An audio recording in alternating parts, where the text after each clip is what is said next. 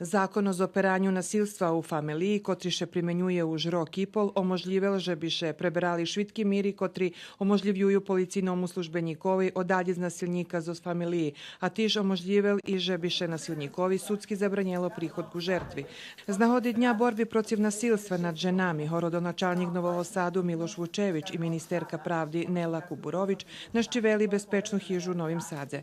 Ministerka pravdi naglašela, že primenjovanje toho zakona ošmeljelo ženi, že bi nasilstvo prijaveli i že bi pitali institucionalnu zaštitu. Ale i že ženu treba ekonomski zmocniti, že bi mogla samostojno žiti.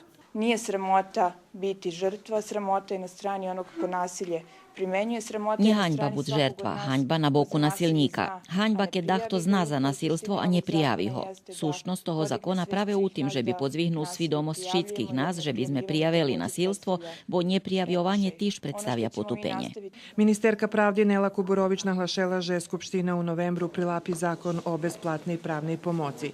Šitski žrtvi nasilstva budu mac advokata, fahovu odbranu, a terha troškov angažovanja advokata bude na terhu budžeta Republike Srbije i lokalnih samoupravoh.